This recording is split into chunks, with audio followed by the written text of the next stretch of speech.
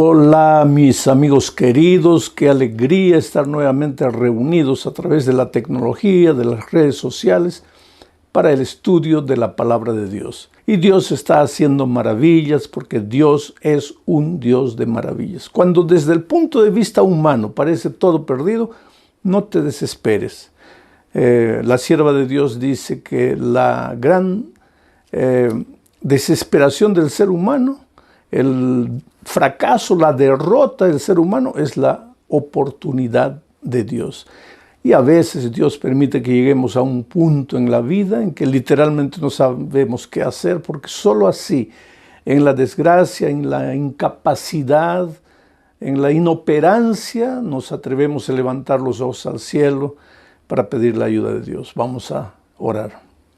Padre querido, vamos a abrir tu palabra en este momento y suplicamos tu gracia maravillosa, la iluminación de tu Espíritu Santo, el trabajo persistente del Espíritu llamando para que las personas se entreguen a ti. Muéstrate en la plenitud de tu poder esta noche, extiende tu mano, haz maravillas en la vida de mucha gente sincera que está clamando a ti. Cada uno tiene un clamor especial, algunos por la familia, otros por la salud, otros por la vida financiera, otros porque ellos mismos tienen dificultades interiores, existenciales, no tienen paz en el corazón, no tienen la capacidad de perdonar, no tienen la capacidad de ser felices. Esta noche, en este momento, muéstrate, Señor, en la grandeza de tu amor, de tu misericordia, salvando, haciendo maravillas, en el nombre de Jesucristo. Amén. Muy bien, mis queridos amigos, vamos a abrir el texto bíblico. Primera a los Corintios, capítulo 15. En realidad, todo el texto debería ser el capítulo 15 entero, pero pues no hay tiempo para todo eso. Voy a leer a partir del versículo 9 y voy a ir comentando algunos textos. Voy a leer todo el texto primero. Dice así: porque yo soy el más pequeño de los apóstoles, que no soy digno de ser llamado apóstol, porque perseguí a la iglesia de Dios. Pero por la gracia de Dios soy lo que soy, y su gracia no ha sido en vano para conmigo. Antes he trabajado más que todos ellos, se está refiriendo a los otros apóstoles, pero no yo, sino la gracia de Dios conmigo. Porque o sea yo, o sean ellos, así predicamos y así hemos creído. Pero si se predica de Cristo que resucitó de los muertos, ¿cómo dicen algunos entre vosotros que no hay resurrección de muertos? Porque si no hay resurrección de muertos, tampoco Cristo resucitó. Y si Cristo no resucitó, vana es entonces nuestra predicación y vana es también vuestra fe. Oh queridos, esto es interesantísimo. Aquí el apóstol Pablo está hablando de la resurrección de Cristo, pero es interesante la manera como él empieza su mensaje. Dice, porque yo soy el más pequeño de los apóstoles, que no soy digno ni siquiera de ser llamado apóstol, porque perseguí a la iglesia de Dios. Tú conoces la historia de Pablo. Era un hombre sincero, pero sinceridad nunca fue sinónimo de estar en lo correcto, en lo cierto. Hay mucha gente sinceramente equivocada. Por eso ese argumento que, bueno, pero yo soy sincero. No, ese argumento no vale en la vida, no vale para el propio ser humano y no vale para Dios. ¿Cómo es que yo soy sincero? Entonces, vamos a decir que yo estoy con la corbata toda desajustada, con el rostro todo manchado, y vengo aquí y alguien me dice, no, pero usted tiene que arreglarse, y me muestra el espejo. Yo digo, no, pero yo soy sincero. No, pues la sinceridad no sirve en ese sentido. La sinceridad, yo puedo estar todo con el rostro manchado, con la corbata desajustada, sinceramente hasta que me muestran el espejo. Pero una vez que me muestran el espejo, ya mi sinceridad acabó ahí. La palabra de Dios es como un espejo. Entonces nosotros podemos haber vivido toda la vida con sinceridad, haciendo cosas que no estaban escritas en la palabra de Dios, sirviendo a dioses falsos, con toda sinceridad, pensando que estaba haciendo lo mejor. pero un día me confronto con la palabra de Dios y ahí tengo que ajustar mi vida. Eso le pasó a Pablo. Pablo con toda sinceridad perseguía a los cristianos y pensaba que estaba haciendo lo mejor y pensaba que estaba sirviendo a Dios, hasta que un día se encontró con Jesucristo camino de Damasco. Y ahí, cuando Jesús le dijo: Saulo, Saulo, Saulo, ¿por qué me persigues? Saulo preguntó: Señor, ¿quién eres tú? Porque él se llamaba Saulo antes de llamarse Pablo. Entonces, ¿por qué me persigues?, le dijo Jesús. Y él dijo: Señor, ¿quién eres tú? Y la voz le dijo: yo soy Jesús, a quien tú persigues. Pobre Pablo. Él pensaba que toda su vida había perseguido a un bando de herejes llamados cristianos. Y ahora descubre que estaba persiguiendo al propio Señor Jesucristo. Pero como era un hombre sincero, sincero de verdad, ahí cayó a los pies de Jesucristo y dijo: Señor, ¿qué quieres que haga? Yo no sabía que te perseguía a ti. Yo pensaba que perseguía a un bando de herejes, pero ahora, Señor, que me mostraste la verdad, que oí tu voz en mi corazón, ¿qué quieres que haga? Y entonces, pues él se entregó a Jesús, Jesús le dio las instrucciones necesarias.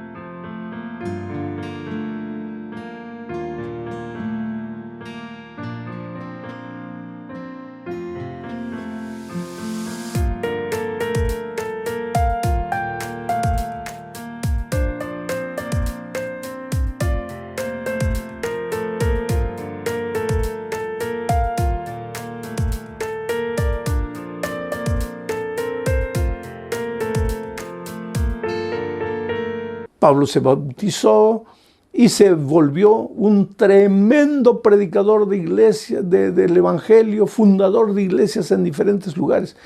Y ahora, años después, escribe diciendo: porque yo soy el más pequeño de todos los apóstoles. Porque ni siquiera apóstol debería llamarme, porque perseguía a la iglesia de Dios. Oh, querido, yo conozco gente que ha perseguido, así como Pablo, ha perseguido, no al Señor Jesucristo personalmente, pero ha perseguido a la esposa que se había entregado a Cristo, a los hijos que se habían entregado a Cristo, a los padres que se habían entregado a Cristo, al hermano, al familiar, al amigo. Porque te digo una cosa, cuando tú te entregas a Jesús, inmediatamente van a venir las personas: pero eres un tonto, pero cómo te dejas engañar, pero te están lavando la cabeza, pero eso, pero aquello. Te hacen sentir a veces hasta ridículo, como si estuvieras cometiendo un terrible delito. Antes, cuando te emborrachabas en la calle, usabas drogas, hacías tonterías, ahí no, ahí estabas bien. Ahora que te entregaste a Jesús, ahora no, eres un tonto, no vales para nada, te dejas engañar. La vida es así. Y yo he conocido gente burlona, gente sarcástica, que se reía de los cristianos, del cristianismo, de la palabra de Dios, pero un día, porque por detrás de todo ese sarcasmo había sinceridad, un día se confrontaron con la palabra de Dios y se rindieron como Pablo. Y de repente, en este momento, yo estoy predicando a alguien que no cree en lo que estoy predicando, no cree en la palabra de Dios, no cree, no, todo eso es tontería, todo eso es mentira, lo único que quieren es el dinero, que eso, que aquello.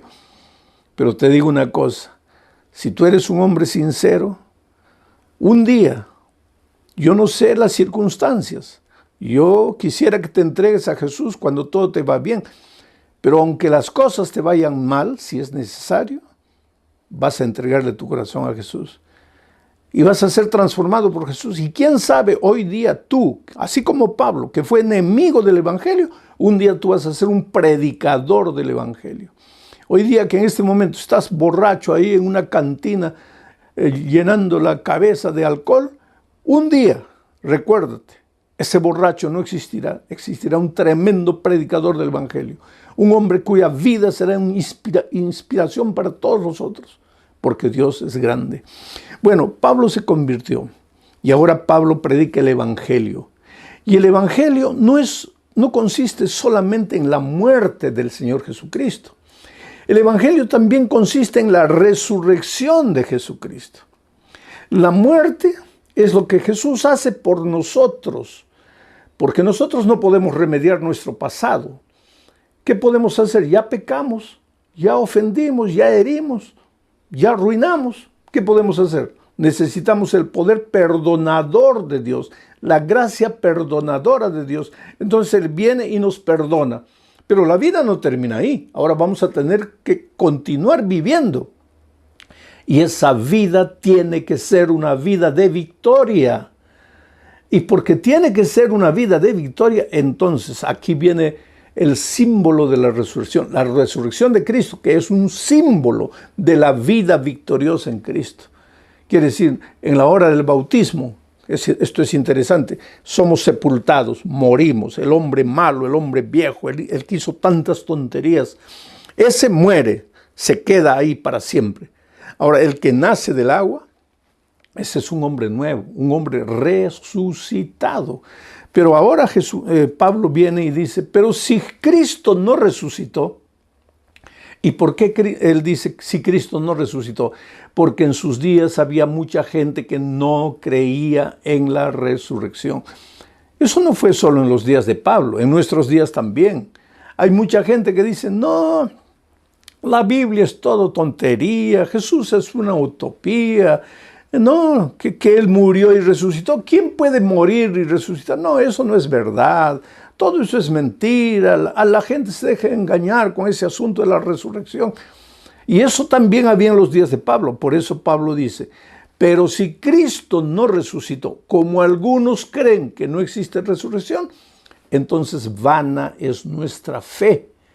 Vano es lo que predicamos y vano es lo que ustedes creen. ¿Por qué? Porque todo el Evangelio se centraliza en la muerte y en la resurrección de Cristo. Porque si Jesús solo hubiera muerto y no hubiera resucitado, entonces el diablo habría vencido. Pero Jesús al tercer día resucitó. Esto es interesante, ¿sabes? El diablo cuando Jesús murió dio la carcajada y dijo, ahora sí lo maté, lo acabé, lo derroté, yo vencí. Y seguramente el segundo día siguió dando la carcajada porque Jesús estaba muerto el sábado, muerto, reposando, conforme al mandamiento. Y el domingo el diablo continuó dando la carcajada, ya, ahora sí, definitivamente.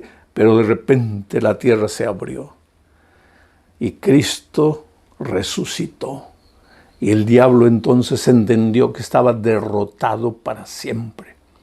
Pero había gente que no creía en la resurrección.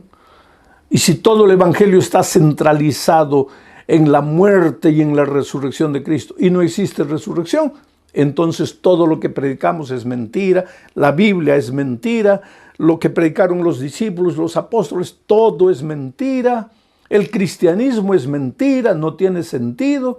¿Por qué? Porque Jesús es mentira. ¿Por qué? Porque no resucitó. Pero la Biblia es contundente al afirmar que el Señor Jesucristo resucitó de entre los muertos. Ahora, querido, ¿qué significa la resurrección de Cristo para nosotros? ¿Cuál es el mensaje de la resurrección de Cristo? En primer lugar, significa que si Cristo pudo resucitar, nosotros también un día resucitaremos. Por eso es que no tenemos que tener miedo de la muerte, ni por cáncer, ni por accidente, ni por COVID, ni por nada. No tenemos que tener miedo.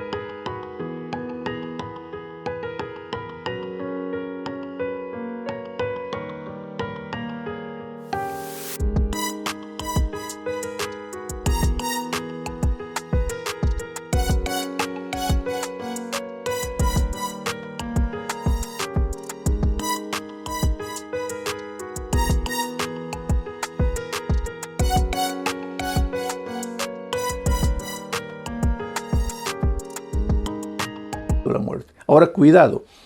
Yo no digo que el cristiano, porque tiene a Cristo, porque tiene esperanza, porque tiene la seguridad de la resurrección cuando Cristo vuelva, yo no digo que el cristiano tiene que ser insensato, imprudente, necio, que tiene que andar buscando el peligro. No, querido. Ayer o la otra noche estudiamos el tema, no te acerques del árbol, no te acerques del territorio donde el enemigo está. Y yo te diría en la vida física, no coloques tu vida en riesgo. ¿Para qué te vas a arriesgar? Practicar cosas donde en cualquier momento puedes morir. Aléjate, a no ser que sea pues necesario, extremadamente necesario. De eso depende tu vida, tu muerte en esta tierra. Bueno, pero sé prudente, no busques la muerte. Ahora, de no buscar la muerte a tener miedo y pavor de la muerte hay mucha distancia, querido. El cristiano no puede tener miedo de la muerte. ¿Por qué? Mi tema no es la muerte, mi tema es la resurrección. Pero ¿por qué no tenemos que tener miedo de la muerte? Porque la Biblia dice que los que duermen en Cristo están durmiendo. La muerte es como un sueño. Me estoy refiriendo a esta muerte pasajera, transitoria, a esta muerte de la tierra, a esa muerte que tú y yo vamos a morir un día. No estoy hablando de la muerte eterna ni de la vida eterna, estoy hablando de esta muerte, que todos vamos a morir en este mundo, porque después de la entrada del pecado también entró la muerte. Pero entró la vida eterna en Cristo Jesús. Pero yo no estoy hablando de la muerte eterna ni de la vida eterna, estoy hablando de esta muerte circunstancial. Tú no tienes que tener miedo de esa muerte. Ahora, de la muerte eterna, ahí sí tienes que tener pavor, porque ese es el fin de todo. Pero en esta tierra no te desesperes por causa de la muerte. No busques la muerte, pero no te desesperes, porque si la muerte es como un sueño, mira, esta noche yo me voy a ir a dormir. ¿Y qué voy a hacer? Me voy a abrazar a mis hijos, a mis nietos. Les voy a decir, ay, por favor, voy a dormir, no me dejen dormir, no quiero morir. No, me voy a dormir tranquilo. ¿Por qué? Porque yo sé que cuando salga el sol me voy a despertar. Y cuando me despierte voy a mirar el reloj. Oh, ya son las 6 de la mañana. ¿Y a qué hora me acosté? A las 11. Y ya pasaron tantas horas. Sí, ya pasaron tantas. Pero parece que hubiera dormido solo 5 minutos. Sí, claro, pues, porque así es el sueño. Parece que dormiste 5 minutos y ya pasaron 7, 8 horas. Bueno, Jesús dice que en la Biblia que la muerte para los que creen en Cristo es como un sueño. Entonces, ¿qué pasa? Cuando tú mueres, duermes. ¿Por qué tienes que desesperarte? ¿Por qué? Porque tienes mañana, tienes que estar tranquilo, feliz, porque mañana, cuando Cristo vuelva, y no sé si mañana, pasado mañana, el próximo año, pero cuando Cristo vuelva, cuando suene la trompeta, dice Pablo escribiendo a los tesalonicenses, los muertos en Cristo resucitarán.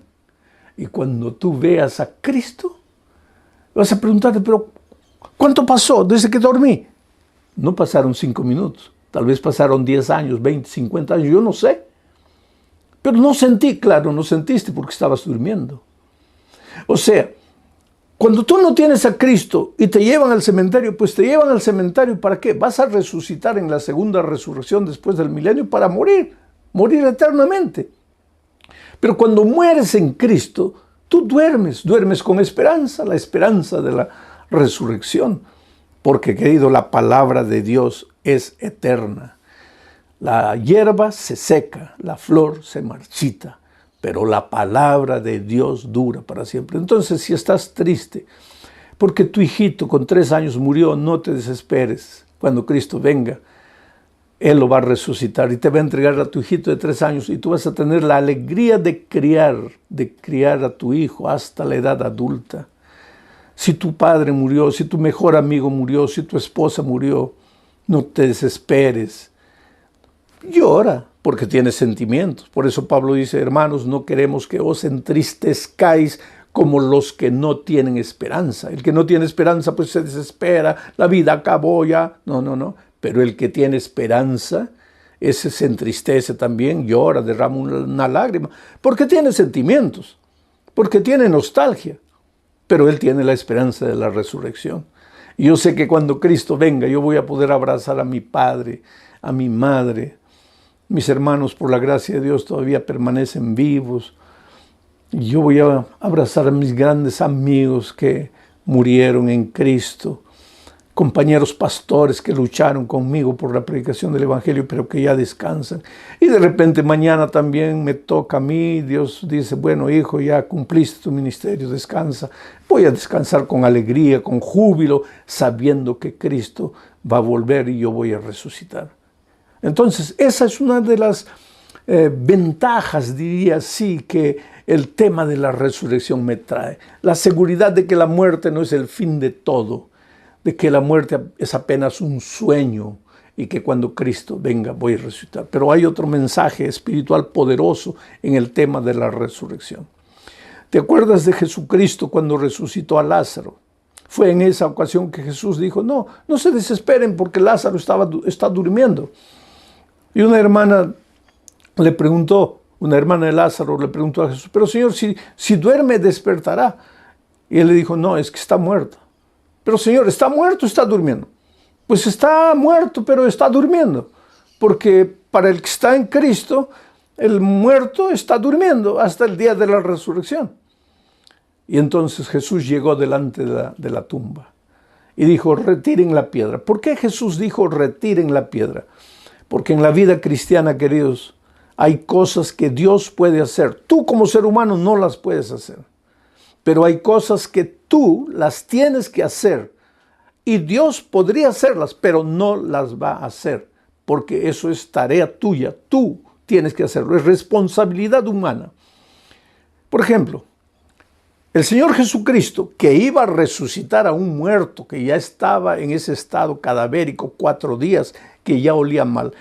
Ese poder que Jesús tenía, Él no podía con ese poder retirar la piedra de la tumba.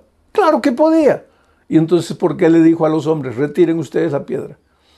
Porque aunque Jesús puede retirar la piedra, Él no la va a retirar. Quien tiene que retirarla es el ser humano. Ahora, ¿el ser humano puede resucitar a un muerto? No. Entonces Jesús lo va a hacer. Pero la piedra, el ser humano la tiene que retirar. Entonces, eso funciona en todos los aspectos de la vida cristiana. A veces nosotros queremos que Dios lo haga todo. Vamos a decir que estoy desempleado y me arrodillo, Señor, ayúdeme a encontrar empleo. Yo creo en ti, tú eres grande, tú eres poderoso, tú haces maravillas. Yo tengo fe, Señor, ayúdame a encontrar el empleo. Pero te quedas después de orar tranquilo en la casa. ¿Qué empleo te va? ¿Tú crees que Dios te va a hacer caer el empleo del cielo? No. Ahora, después de haber clamado a Dios, tú vas a salir y vas a hacer las entrevistas que tengas que hacer y vas a tocar las puertas y vas a aplicar y te vas a enfrentar a gente que te va a mirar a veces con desdén, con desprecio, con menosprecio. Pero esa es la parte tuya. Tienes que tocar puertas, tienes que caminar, tienes que cansarte. Pero ahora lo haces sabiendo que el Espíritu de Dios está yendo adelante de ti, tocando la puerta del corazón de esos hombres duros para que te den el empleo. Cuando el gerente de la empresa a la que mandaste la aplicación comienza a leer el papel, el Espíritu unge sus ojos con colirio para que vea tu nombre y para que te dé la oportunidad. Ahora, la oportunidad, ¿quién va a ir a trabajar? ¿Quién va a levantarse a las 4 de la mañana a ir? Eres tú. El asunto es que muchos cristianos malinterpretamos eso y pensamos que Dios no nos responde porque nosotros no quitamos la piedra. Quien tiene que hacer la parte humana es el ser humano. Quien tiene que hacer la parte divina es el Señor Jesucristo. Y en aquella ocasión el Señor Jesucristo le dijo, Lázaro, sal. Y por el poder de la palabra de Jesucristo, el muerto, el cadáver que ya olía mal, que ya estaba en estado de descomposición, se levantó y salió. Por el poder de la palabra de Dios. Aquí está la palabra de Dios, querido. Jesucristo no está a nuestro lado así corporalmente, aunque su espíritu en este momento está usando la palabra para tocar tu corazón. Y yo te digo, por el poder de la palabra de Dios, aunque estés en estado cadavérico espiritualmente, aunque sientas que ya no tiene sentido nada, aunque creas que todo está perdido, todo está acabado, por el poder de la palabra de Dios, el Espíritu será capaz de hacer maravillas. y Lázaro se levantó. Y hay un predicador del siglo XVIII que me impresiona con la fuerza de su predicación. Y él decía, Jesús tuvo que decir, Lázaro, sal fuera. Porque si Jesús no dijera, Lázaro, sal fuera, el poder de su palabra era tan grande que todos los muertos del mundo resucitarían. ¡Qué poder extraordinario de la palabra de Dios! Por eso Jesús dice, ese predicador tuvo que decir, Lázaro, solo tú, como una primicia, porque los otros resucitarán cuando yo vuelva por segunda vez. Solo tú, Lázaro. Entonces yo te pregunto, si Jesús fue capaz de resucitar a un hombre que ya olía mal, que ya estaba en estado de putrefacción, ¿por qué no puede resucitar tu matrimonio? Porque el otro día alguien me dice, pastor, para mi matrimonio ya no hay salida. Le digo, ¿qué? ¿Ustedes pelean mucho? Y la señora me dice, pastor, ojalá que peleásemos. Porque si peleásemos, por lo menos sería evidencia de que estamos vivos. Lo peor es que ya ni siquiera peleamos. Hay una indiferencia, una frialdad, un hielo entre nosotros. Vivimos debajo del mismo techo, dormimos en la misma cama, pero ya entre nosotros no existe nada. Todo está destruido. Para mi matrimonio ya no hay salida. Pues querido, tal vez tu matrimonio ya está en estado de descomposición. Desde el punto de vista humano ya no hay salida. Pero la palabra de Jesucristo. Por eso es que tienes que apoderarte de la palabra de Jesús. Tu hijo está en las drogas, desde el punto de vista humano ya no hay salida, está perdido, está acabado. Pues ahora viene la palabra de Dios y por la palabra de Dios tu hijo puede largar las drogas. Cuando Dios entra a un corazón y solo puede entrar cuando tú le abres la puerta, oh querido, no hay nada que Jesucristo no pueda hacer en tu vida. A lo largo de mi vida he encontrado tantos milagros. Yo estaba predicando hace muchos años en los Estados Unidos vía satélite, justamente desde Nueva York para todos los Estados Unidos. Y en Los Ángeles me estaban escuchando el mensaje. Y ahí sucedió un milagro, porque había una pareja mexicana. El hombre era un malo, perverso, golpeaba a la esposa, pero la golpeaba casi al punto de dejarla muerta. Y un día ella pensó, si yo me quedo aquí, él me va a terminar matando, mejor me escapo, pero ¿a dónde me escapo? Y el marido le había dicho, y si un día te atreves a escapar, yo te busco, yo te alcanzo, y en cualquier lugar del mundo yo te alcanzo y te mato. Entonces mejor ni te atrevas a salir de aquí. Pero un día mientras él se fue a trabajar, ella agarró un poquito de ropa, tenía unos primos en Los Ángeles, ella vivía en México. Cruzó la frontera y se fue para Los Ángeles. Y se escondió en la casa de su familia allá en Los Ángeles. Pero cuando llegó allá, descubrió que la familia había conocido la palabra de Dios. Y que ahora todos los días, antes de salir al trabajo, la familia se reunía, cantaba, estudiaba la palabra de Dios. Y ella pues estaba hospedada en la casa de ellos, por cortesía comenzó a escuchar. Y en esos días comenzó la campaña de evangelismo que yo estaba haciendo desde Nueva York. Y el primo le dijo, mira, yo sé que tú no estás de acuerdo con estas cosas, que no te gusta el evangelio, pero yo te pido una cosa, por favor, ve solo esta noche. Ve solo esta noche. Después ya no vas. Y ella fue la primera noche. Y le gustó la palabra de Dios. Le mostró cosas que ella no veía. Se dio cuenta por qué su matrimonio no había salido bien. Y entonces la segunda noche le dijo al primo, yo quisiera ir hoy también. Anoche me gustó mucho el mensaje. Y fue la segunda noche, la tercera, la cuarta, la quinta, la sexta noche. Pero vamos al otro capítulo. Y el esposo allá en México, un día llegó a la casa, no encontró a la esposa. Y pues se enardeció, se llenó de ira, dijo, yo la mato. Y comenzó a averiguar a dónde se fue y descubrió que ella tenía unos primos en Los Ángeles. Entonces él dijo, ya sé, ella se fue allá. Yo voy allá, la encuentro, la mato y me vuelvo aquí, nadie va a saber que la maté. Y se fue a Los Ángeles, descubrió la dirección de los primos, comenzó a a vigilar de día, vigilar de noche, y una de esas noches vio a la esposa saliendo con los primos, justamente para la primera noche de las conferencias que yo iba a predicar desde Nueva York. Y él la siguió de lejos. Cuando ellos entraron a la iglesia, él también entró a la iglesia, se quedó en el último banco y escuchó la palabra de Dios. Y querido, la palabra de Dios, ya te he dicho, es espada de dos filos y penetró hasta el fondo del corazón de este hombre y lo sacudió y lo hizo llorar. Y en la hora del llamado, cuando yo llamé a las personas, él se levantó, salió para afuera, no quiso responder al llamado.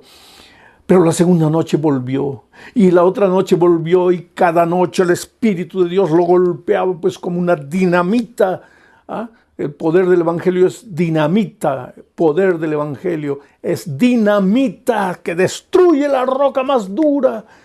Y ese hombre, la tercera noche, la cuarta y la sexta noche, yo prediqué de Lázaro, la resurrección de Lázaro y cómo Jesús resucitó a un cadáver destruido, podrido, acabado. Y esa noche yo pregunté, ¿cómo tú puedes decir que Dios no puede resucitar tu matrimonio? Desde el punto de vista humano, tú ya no tienes salida, no hay salida para tu matrimonio, pero Cristo puede hacerlo. Confía en Él, confía en sus promesas. Y cuando hice un llamado, ¿cuántos quieren entregarle la vida a Jesús? La esposa que estaba ahí se levantó y vino adelante.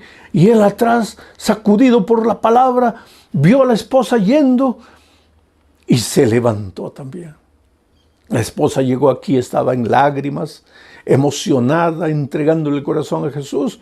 Los primos a un lado, viendo emocionados la decisión de la prima. Y de repente, cuando ella está así, siente que alguien le aprieta el brazo.